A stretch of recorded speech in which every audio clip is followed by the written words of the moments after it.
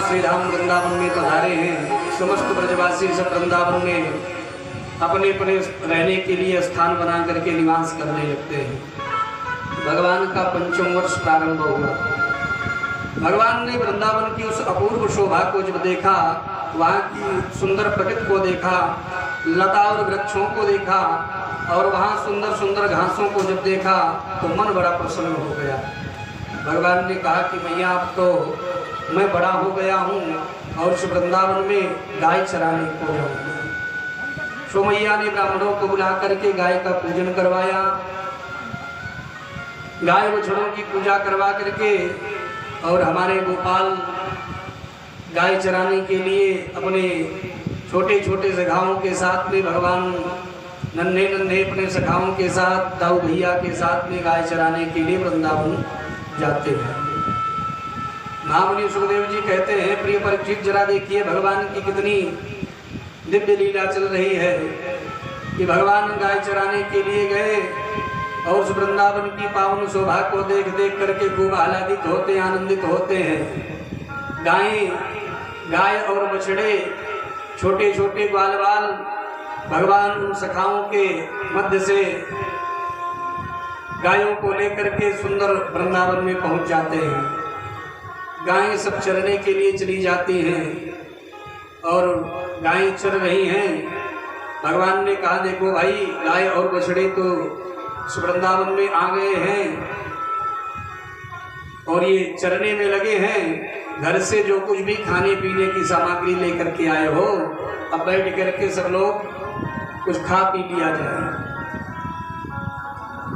छोटे छोटे ग्वाल बाल सखा सब जो अपने अपने घर से लेकर के गए हैं, उन्हीं सखाओं के साथ में भगवान सबके यहाँ का कुछ न कुछ पाना चाहते हैं। कितना प्रेम है उन सखाओं से। सब अपने अपने खाद्य सामग्री को लेकर के बैठ जाते हैं और वृत्ताकार में सभी बच्चे बैठ गए, मध्य में भगवान बैठे हैं और अभी भोजन प्रारंभ होने वाला था। इतने में ब्रह्मा जी ने सोचा कि जरा देखे ब्रजमंडल में वो ब्रह्म आया है, ब्रह्म किस स्वरूप में है, कैसी उसकी लीला चल रही है। सो ब्रह्मा जी महाराज आए नभमंडल पर और इधर ब्रजमंडल में भगवान सुंदर दिव्य लीला कर रहे हैं। गोचारण करते हुए भगवान अपने बाल सखाओं के साथ में भोजन प्रसाद पा रहे हैं। भगवान इस प्रकार से भोजन कर रहे हैं बाल सखाओं के साथ में। महामुनि सुखदेव जी कहते हैं, प्रिय परीक्षित, बोले बिभ्रद वेणुं जठर पटयो श्रृंगवेत्रे च कक्षे वामे पाणौ मृषण कवलम् तत्फलान्यंगुलीषु तिष्ठन् मध्ये स्वपरिसुहृदो हासयन्नर्मभिः स्वयि स्वर्गे लोके निशति बुभुजे यज्ञभोगबालकेलिः। महामुनि सुखदेव जी कहते हैं, प्रिय परीक्षित, भगवान बिभ्रत वेणुं जठर पटयो श्रृंगवेत्रे च कक्षे, सुंदर भगवान ने पीतांबर को धारण किया है और अपने उस पटके को अपने कमर में कस रखा है। बगल में भगवान के श्रृंगी, एक तरफ श्रृंगी और दूसरी तरफ वेणु को भगवान ने लगा रखा है। वामे पाणौ मृषण कवलम, भगवान बाएं हाथ पर भोजन के कवल को रखे हैं। तत्फलान्यंगुलीषु, बाएं हाथ पर भोजन को लेकर के और बढ़िया दाहिने हाथ से उठा करके उंगलियों के सहारे से मुख में डाल रहे हैं। कभी भगवान सुंदर दिव्य पकवान को पाते हैं तो कभी बाल सखाओं के साथ में भगवान अचार पाते हैं। एक बार भगवान अपने मुख में डालते हैं तो कभी बाल सखाओं के मुख में डालते हैं, खिलाते हैं। सुंदर भगवान का तिष्ठन् मध्ये स्वपरिसुहृदो हासयन्नर्मभिः स्वयि स्वर्गे लोके विशति बुभुजे यज्ञभोगबालकेलिः।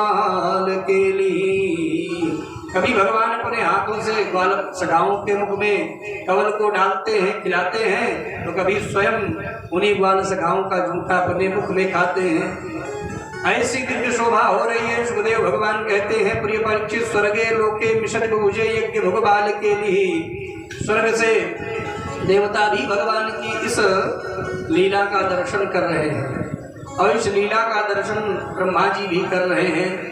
ब्रह्मा जी ने देखा, ब्रह्मा जी आश्चर्यचकित हो गए। ये कैसा ब्रह्म है? ये ब्रह्म नहीं हो सकता है, ये तो गमार ग्वाल बालों का जूठन खा रहा है। खाने का एक नियम है,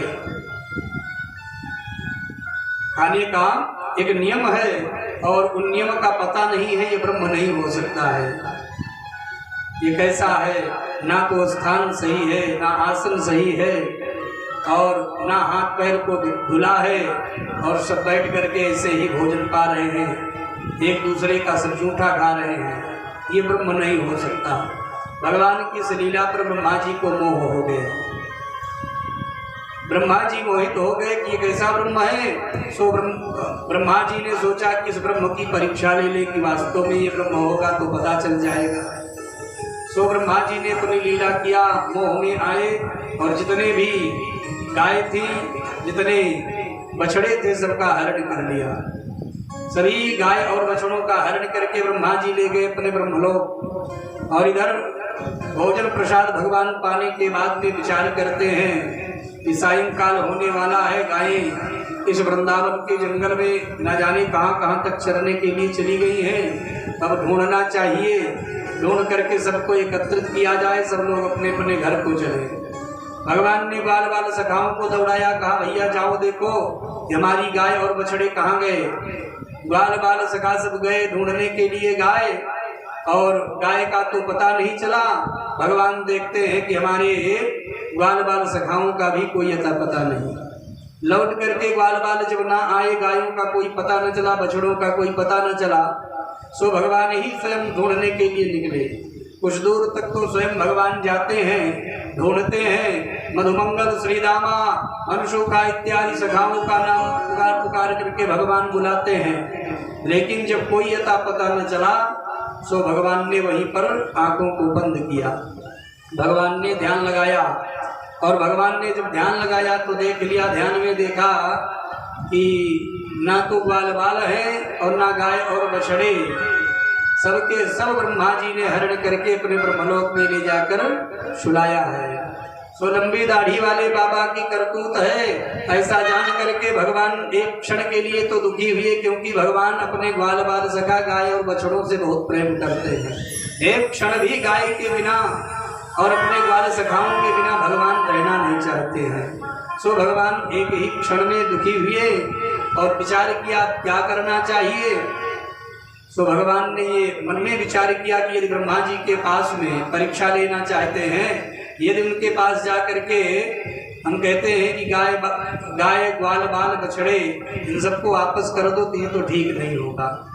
भाई कोई अगर परीक्षा लेने आया है उसको परीक्षा बढ़िया से देनी चाहिए। सो भगवान ने सोचा कि इनको परीक्षा कैसे दें। तो भगवान के मन में विचार आया, भाई जैसे कोई अगर परीक्षा लेने वाला सामने बैठा है, तो परीक्षा यदि कोई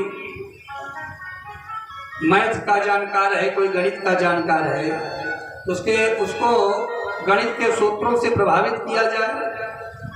कोई इंग्लिश पढ़ा व्यक्ति है तो उसको इंग्लिश के ग्रामर से उसको प्रभावित किया जाए। तो कहने का मतलब जो जिस विषय का ज्ञाता है उसको उसी विषय में यदि बढ़िया से परीक्षा दिया जाए, प्रभावित किया जाए, तब तो सही परीक्षा मानी जाएगी। सो भगवान ने सोचा कि ब्रह्मा जी सृष्टि करते हैं, सृष्टि करता है, इनको अपनी सृष्टि का अहंकार है। सो इनको अपनी सृष्टि का जो अहंकार है, इस अहंकार को मैं समाप्त कर दूंगा। भगवान ने तुरंत ही संकल्प किया। तो मानो ब्रह्मा जी को बताना चाहते कि ब्रह्मा जी आप 5 तत्वों का आश्रय लेकर के इस सृष्टि का सृजन करते हो, परंतु हमें किसी तत्व की जरूरत नहीं है। आपसे बढ़िया मैं सृष्टि करना जानता हूँ। सो भगवान ने संकल्प किया और संकल्प मात्र से जितने गाय बछड़े बाल बाल थे वैसे भगवान स्वरूप में प्रकट हो जाते हैं। और इतना ही नहीं कि भगवान जीव बन गए। सुखदेव भगवान कहते हैं, प्रिय परीक्षित देखो उस ब्रह्म की लीला क्या कैसी चल रही है कि भगवान जीव तो बनते हैं परंतु भगवान जड़ भी बन जाते हैं। बोले यावद वत्स पवत्स काल्पक वपुर यावद करांघ्रादिकम यावद यष्टि विषाण वेणुदल सिग यावद विभूषांबरम यावच्छील गुणाभिधाकृतिवयो यावद विहारादिकं सर्वं विष्णुमयं गिरोऽङ्गवदजः सर्वस्वरूपो बभौ। भगवान संकल्प मात्र से गाय बछड़े ग्वाल बाल बने, ये तो जीव की बात हो गई। भगवान तो जीव बन ही जाते हैं, परंतु कहते हैं कि यावद यष्ट विषाण वेणुदल सिग, भगवान जड़ भी बन गए। जिस ग्वाल बाल ने जैसे हाथ में छड़ी को लिया था, डंडे को लिया था, भगवान वैसे डंडे के रूप में हो जाते हैं। और जो ग्वाल बाल जैसी पगड़ी बांध रखा था, कपड़े पहन रखा था, भगवान उस कपड़े के रूप में भी प्रकट हो जाते हैं। वैसा ही कपड़ा पहना हुआ है ग्वाल बाल, भगवान कपड़ा भी बन जाते हैं। दंड का रूप भी धारण कर लेते हैं, जड़ भी बन जाते हैं। यावत् शील गुणा विधा कृतिवयो यावद विहारादिकम। महामुनि सुखदेव जी कहते हैं कि प्रिय परीक्षित, भगवान सब कुछ बनने के बाद भगवान तो स्वभाव के रूप में भी आ जाते हैं। जिस ग्वाले का जैसा स्वभाव था, भगवान उस स्वभाव के रूप में भी उस ग्वाले के भीतर प्रवेश करते हैं, उस स्वभाव के बन जाते हैं। सर्वम विष्णुमयम गिरोंगवदजः सर्वस्वरूपो बभो। चारों तरफ से भगवान ही भगवान स्वयं ग्वाल बाल गाय बछड़े और ग्वालों के रूप में भगवान ही दिखाई देते हैं। भगवान गोचारण करके आते हैं और भगवान गोचारण करते हुए जब आए तो जब अपने घर जो ग्वाला जिस घर का था उसी घर में भगवान ही ग्वाले के रूप में पहुंचते हैं। जो गाय दूध देना बंद कर दी थी वो गाय भी दूध देना शुरू कर दी। अभी तक जो गाय दूध कम देती थी वो दूध बढ़ा दी, जो दूध देना बंद कर दी थी वो गाय दूध देना शुरू कर दी। इतना प्रेम पूरे वृंदावन में उमड़ रहा है। इस प्रेम को दाऊ भैया ने देखा। एक दिन दाऊ भैया ने देखा कि इस वृंदावन में कुछ ज्यादा प्रेम उमड़ रहा है। सो दाऊ भैया ने ध्यान लगाया कि जो गाय दूध नहीं देती थी वो भी देने लगी, जो माताएं अपने बच्चों को डांट लगाती थी वो बहुत ही स्नेह लुटा रही हैं, खूब प्रेम कर रही हैं। सो दाऊ भैया ने जब ध्यान लगाया तो देखा कि जितने भी ग्वाले दिखाई देते हैं सब में कृष्ण कन्हैया का दर्शन हो रहा है, और जितने भी ग्वाले दिखाई दे रहे हैं सब में तो दर्शन हो रहा है। जितनी गायें दिखाई दे रही हैं, जितने बछड़े दिखाई दे रहे हैं, सब में कृष्ण दिखाई दे रहे हैं। तब दाऊ भैया ने बुलाया, क्यों रे कन्हैया, ये सब मैं क्या देख रहा हूँ? तो कन्हैया ने हाथ जोड़ करके कहा कि सरकार, आप तो सब जानते हैं ये ब्रह्मा बाबा परीक्षा लेना चाहते हैं, सो जो कुछ चल रहा है इसको ऐसे चलने दीजिए, बस आप किसी से कहना मत। इस प्रकार से भगवान की यह दिव्य लीला वृंदावन में चल रही। भगवान एक दिन के लिए नहीं, अपितु भगवान एक वर्ष के लिए, पूरा एक वर्ष तक गाय बछड़े और ग्वाले बने रहे और खूब प्रेम लुट रहा है। एक दिन सांडिल्य जी ने ध्यान दिया तो जितने ग्वाले थे सबने कृष्ण का दर्शन होने लगा। सो सांडिल्य मुनि ने ये पूरे ब्रजमंडल में बात कहलवा दिया कि इस वर्ष में कन्या के विवाह के योग्य बहुत सुंदर मुहूर्त है। जो भी अपनी कन्या का विवाह कर देगा उसका जो सुहाग है, जो सौभाग्य है, वह अखंड हो जाएगा, किसी काल में समाप्त होने वाला नहीं। और जब सांडिल्य मुनि ने इस प्रकार की बात पूरे ब्रजमंडल में पहुंचा दिया तो जितने भी ब्रजमंडल की नव युवती गोपियां थी, सबका विवाह किसी न किसी ग्वाले के साथ में संपन्न हो गया, किसी न किसी ग्वाले के साथ में संपन्न हो गया उन गोपियों का विवाह। अब लोग ये देख रहे हैं, समझ रहे हैं कि हमने तो किसी ग्वाले के साथ विवाह किया, लेकिन उस ग्वाले के रूप में कोई और नहीं, हमारे प्यारे कृष्ण कन्हैया ही है। लोग आगे भगवान रासलीला करेंगे तो रासलीला पर लोगों को थोड़ा संदेह होता है। संदेह इसलिए करते हैं कि भली भांति भगवान की इस लीला का दर्शन करते नहीं, सुनते नहीं, पढ़ते नहीं हैं, और भगवान की लीलाओं पर लोगों को संदेह होता है।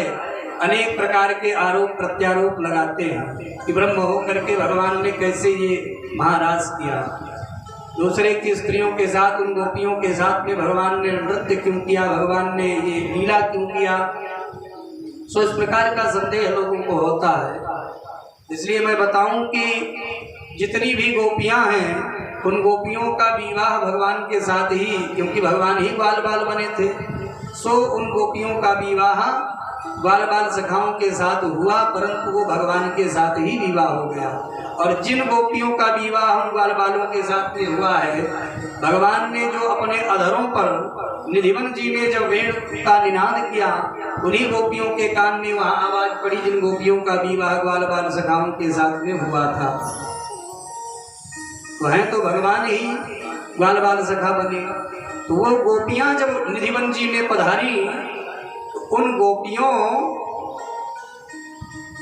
गोपियों के साथ भगवान ने महाराज किया था। तो भगवान की वो तो सब पत्नी हुई, तो भगवान अपनी पत्नी के साथ में चाहे दिन में कहीं पर घूमने जाएं और हास परिहास करें, चाहे रात्रि में, इसमें तो कोई दोष होता नहीं। तो इसलिए शांडिल्य जी के कहने पर जितनी भी गोपियां थी, सबका किसी न किसी ग्वाले के साथ विवाह संपन्न हुआ। ये लीला भगवान की 1 वर्ष चलती रही। 1 वर्ष बाद ब्रह्मा जी ने सोचा कि चले देखें ब्रह्म की क्या स्थिति है, अब ब्रह्म की लीला कैसी चल रही है।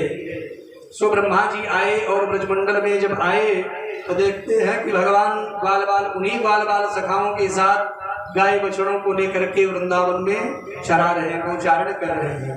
ब्रह्मा जी आश्चर्यचकित हो गए। ब्रह्मा जी ने सोचा ये क्या हो गया है, कहीं आंखें गड़बड़ तो नहीं हो गई हैं। अरे गाय बछड़े ग्वाल बाल तो सब हमारे ब्रह्मलोक में सो रहे हैं, और ये मैं क्या देख रहा हूँ, इस वृंदावन में वही ग्वाले और वही गैया, वही बछड़े सब चरते दिखाई दे रहे हैं। सो बड़ा संदेह हुआ है। वहां से भागे, सीधा अपने ब्रह्मलोक पहुंचे। वहां पर देखा तो गाय बछड़े सब ग्वाले सो रहे थे।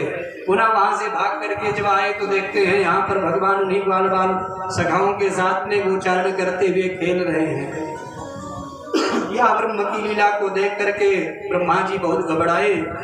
ब्रह्मा जी समझ गए कि लगता है हमने ब्रह्म का ही अपराध कर दिया। सो ब्रह्मा जी बहुत परेशान होकर के डरे सहमे हुए से ग्वाल बाल सखाओं को, गाय बछड़ों को ला करके वापस किया और भगवान से 40 श्लोकों में स्तुति किया।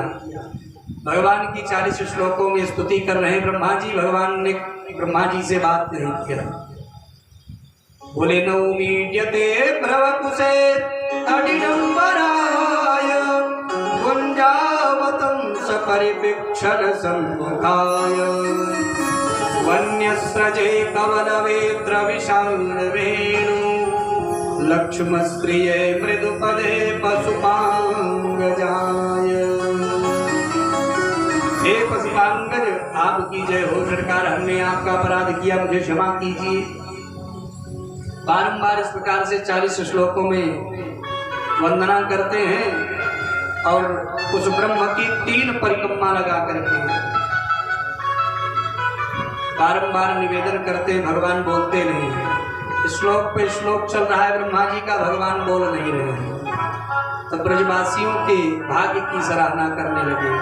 अहो भाग्यम नंद गोप ब्रजौकशाम यनमित्रं परमानंदम पूर्णं ब्रह्म सनातनम। धन्य है ये ब्रजवासी और ब्रज के वाले कि जिनके इनके भाग्य की कितनी में किस प्रकार से, कैसे, किन शब्दों में मैं सराहना करूं। कि जिनके मित्र भगवान ही स्वयं हैं। यन मित्रम परमानंदम पूर्णम ब्रह्म सनातनम। पूर्ण ब्रह्म ही जिनके मित्र हैं, ऐसे गोप और ग्वाल बालों की भाग्य की खूब सराहना करते हैं और इस प्रकार से खूब स्तुति करते हुए भगवान की परिक्रमा लगाते हैं। इत्यभिष्टूय भूमानम त्रिः परिक्रम्य पादयो नत्वाभीष्टं जगद्धाता स्वधाम प्रत्यपद्यत। भगवान की परिक्रमा जब लगाने लगे ब्रह्मा जी, इतने घबराए थे। 40 श्लोकों का गायन करने के बाद जब भगवान बात नहीं करते हैं, इतने घबराए हुए थे कि उनको ये ध्यान ना रहा कि ब्रह्म की कितनी परिक्रमा लग देनी चाहिए, भगवान की कितनी परिक्रमा करें। 3 ही परिक्रमा लगा करके और तुरंत ब्रह्मलोक के लिए पधारे। अब ब्रह्मा जी इतने घबराए थे कि नारायण की 4 परिक्रमा होती है, भगवान नारायण की 4 परिक्रमा करनी चाहिए। भगवान सूर्य की 7 परिक्रमा होती है, देवी जी की 1 परिक्रमा होती है और भगवान शिव की आधी परिक्रमा होती है। जो शिव सूत्र होता है, जो अर्घ्य से जल प्रवाहित होता है, तो उस शिव सूत्र का लंघन नहीं करना चाहिए, नहीं तो व्यक्ति के जीवन के जितने भी सत्कर्म होते हैं, पुण्य होते हैं, वो समाप्त हो जाते हैं। तो ऐसा आज ब्रह्मा जी 40 श्लोकों में स्तुति का गायन करते करते परेशान हो गए, लेकिन भगवान बात नहीं किए, ब्रह्मा जी की ओर देखा भी नहीं।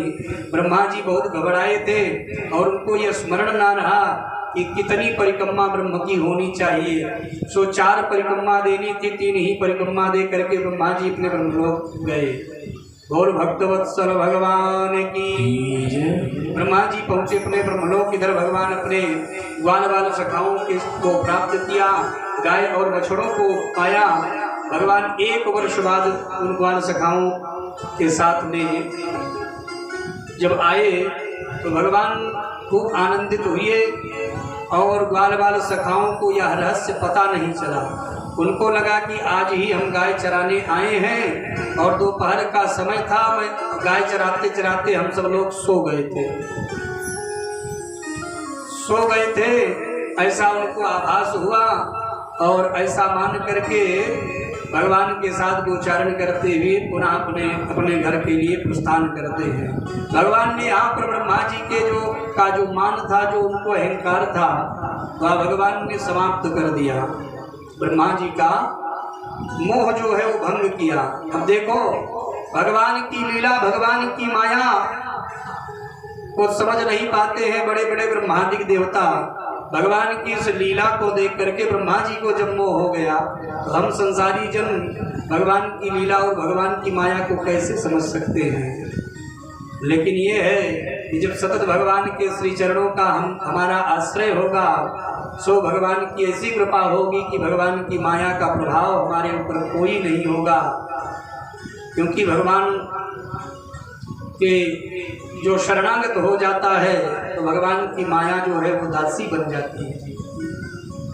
ब्रह्मा जी का मोह समाप्त किया और जब भगवान आए थे गोचारण करने के लिए, उसी समय एक